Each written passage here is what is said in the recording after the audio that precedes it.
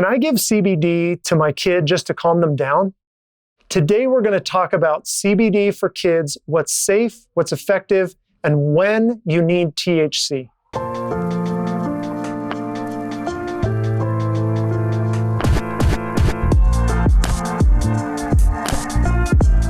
Welcome to Discover Marijuana. Today is a really important discussion that we wanted to have for a long time about CBD and kids. Now, I want to talk and give a little disclaimer before we really get into this, that we are not recommending that you provide CBD or give your child or any child CBD without talking to a medical professional licensed and willing to follow that child. It's really important that you choose good products when you're giving children medications. This can be really strong medicine, but it's an important, popular topic that we should discuss. The first question that we get all the time is, can I give CBD or should I be giving CBD to my child for temper tantrums or for just these outbursts? Blake, talk to us about CBD and kids, and when you're developing products, do you design these products to be given to children? What's happening with that? Yeah, so typically speaking, we don't design medicine specifically for kids. We design medicine based on efficacious dosing. So typically speaking for CBD, for an adult, usually you have to have at least 25 milligrams in order to be an efficacious adult. For me personally, 25 doesn't even come near what I need to take in order to feel the effects for CBD. And so when we think about this, though, we know that CBD has effects. It can calm children. It can do some of these things. And Epidiolex is a good example where you can arrest seizures. But also, if you're dosing kids at 1,500 milligrams, that's tremendously high. I mean, I would never engage in an activity without consulting with a physician if you're going to give somebody that high of dose of anything. Sure. Right. And we also know that the endocannabinoid system isn't fully developed in children. That's correct. And so giving them anything that's cannabinoid medicine is going to change that physiology. That's right. Alternatively, though, Josh, when we talk about CBD for kids, we're really talking about the choice between CBD and other medications, right? Like, am I going to be giving my child something else that may be more or less harmful? What kind of discussions do you have with parents? So I get a lot of parents that call me and say, hey, I want to use CBD to treat my kids' autism or seizures, or just to help them get on a flight to go visit a grandparent. And in certain circumstances, I really can't lay out dosing or parameters around, seizure control or autism. I can talk to them a little bit about, whether to use it to calm them down, whether it's a temper tantrum or they've got to be calm for a flight. But we want to make sure that we're talking to them about, experiment with the dosing before you need it type of thing. Find the right dose that's going to work for them before they absolutely need it. So it's not something that should be taken lightly. You just go down to the grocery store and buy some CBD and give it to your kid before you get on a flight. Have some experience with it. Buy the right product type of thing. Go to a reputable CBD vendor before you're going to use it. Sure. And I'm even going to weigh in a little bit even harder on that. It's not even just being a reputable vendor. It needs to be somebody who has specialty in being able to isolate and use specific cannabinoids, and that's who's producing the medication. Calming, okay, maybe that's one thing. Probably many CBD dealers are using appropriate amounts of isolate or something like that to do that. But if you're trying to arrest seizures, again, you should be in consultation with your physician. Or autism, what are we really trying to do? And are we talking about primary or comorbidities? What are we actually talking about? So in the case of like autism, for example, there are some studies out there, and we've conducted some studies as well. And basically we've seen that when severely autistic, nonverbal, violent tendency children have episodes and so forth, we've hooked them to neuronets. We've seen that they don't enter a true rest state. They never get full sleep. So they're always perpetually in this fight or flight. And so what are we trying to do? Are we trying to just calm them down, or should we start addressing sleep? Because sleep is the real thing that we should be looking at. So in that particular case, it wouldn't be CBD by itself. It'd be CBD in conjunction with CBN, right? Because CBN would actually help activate the somatin pathway. And so you would end up getting actual better sleep. And we've actually seen some kids, in fact, the majority of kids who have this combination, reduce violent tendencies to almost nothing, and they end up becoming more verbal. That's not to say that that's a cure. It's not a cure. There's no cure for autism, but it can be effective. And I would say at that point, maybe we need to start talking about CBD and THC together when we're talking about those type of disease states. So before we get too far into that, I'll kind of summarize what we've talked about so far. And that is, if you're considering taking CBD and giving it to a child, first thing, you need to be in consultation with your medical provider, the child's medical provider. You then need to be sourcing the CBD product from a reputable, tested source that you can trust. We have talked about this before. Many of the products that you're buying at the gas station or different vendors do not have what you think they have in them. And these products need to be tested and they need to be trusted. It's my turn to get a little emotional about this, but the reason I got into this whole entire industry, I had a perfectly good and successful career in pharmaceutics and academia, testing products, random products out in the market, not in just Utah, but everywhere. We found pesticide residues, we found metal residues, the potencies weren't what anyone said they were. And so I changed my career specifically to be able to create medicines, for kids like my daughter, who I had to be able to trust that material was the right, most pure material that you can do. It should be medical grade, just like we would for any other medicine. Beyond treating with over-the-counter and these low doses of CBD, and we talked a little bit about seizures and Epidiolex, which is an FDA-approved CBD medicine that is ramped up to really, really high doses. But don't take that to mean that it's okay to give a child 1,000 milligrams of CBD without first knowing exactly what you're giving them and being in consultation with their provider. Yes. We're talking only about dosing ranges that range from, I would say, 10 milligrams on the low end of CBD up to 1 milligram per kilogram twice a day. That's about a milligram per pound, if you want to use easy numbers, in a total day.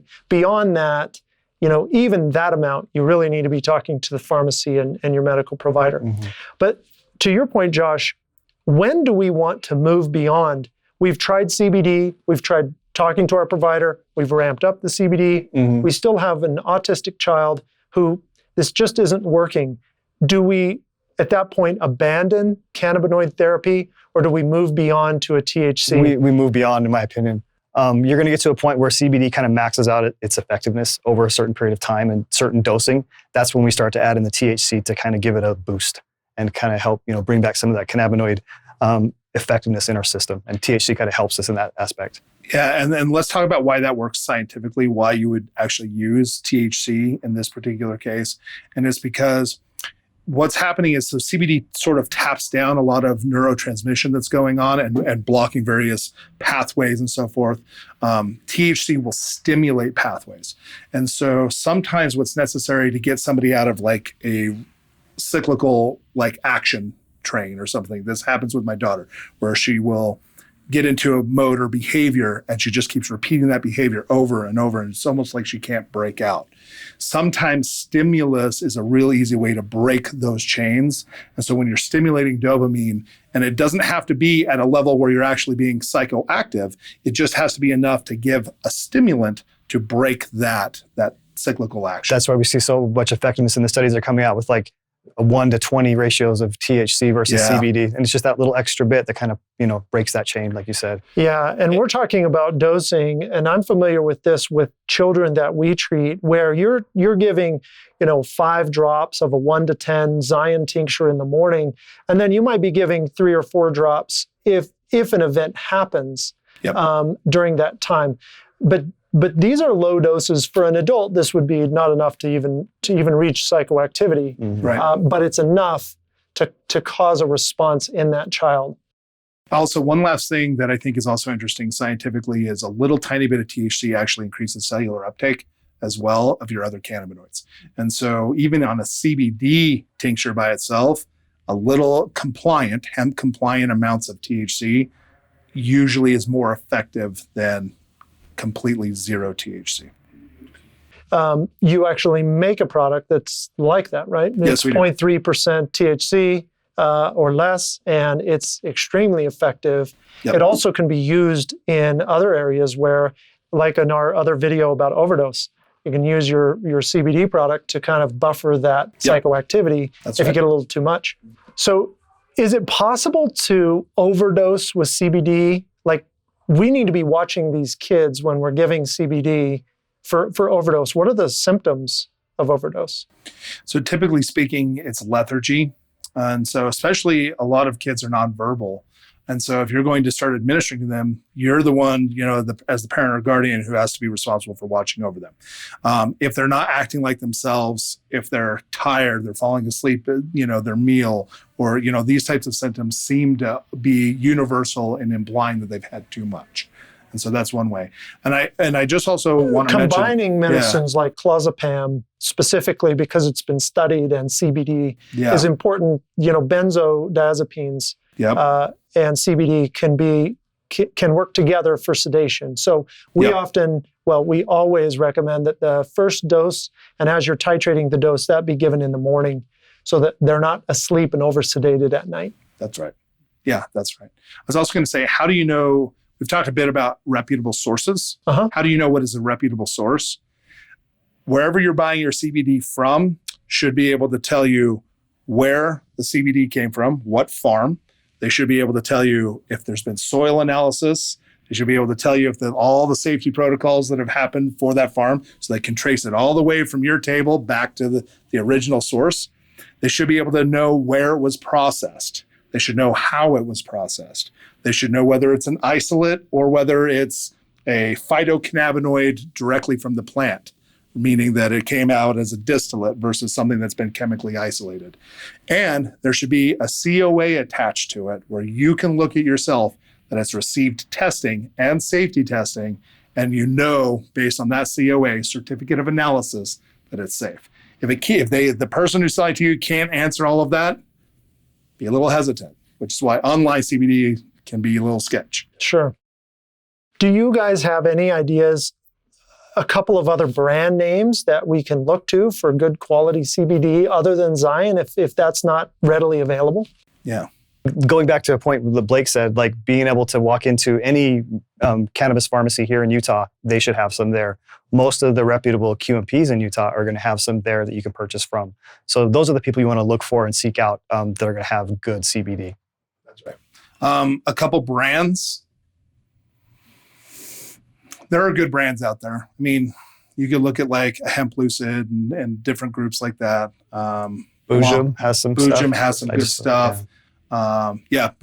great stuff. Boojum, actually. and I think Heal You has a CBD line. Yeah, in fact, these are processors we're mentioning that are in the medical cannabis space, but because we know their processing and we know their licensing requirements, we kind of trust them. Yes, no, that's a really good point. It's because they're having to produce it at all the strictures of the medical level, so we assume that the hemp side is good too. And quite frankly, Zion's the same way.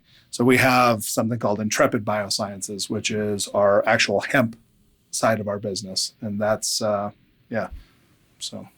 This has been a really important and interesting conversation about CBD and THC in kids. If you have a child or you know of a child who needs to move beyond just CBD, there's a process, at least in Utah, where the Compassionate Use Board needs to review that application. It's a long process. They're very, very particular about who they approve. I think Utah has done a good job of balancing that and taking every case into consideration uniquely. If you know of CBD helping kids or you have questions about that, comment below about that. We're very interested and we will help answer those questions and point you in the right direction. This is an important subject for us all.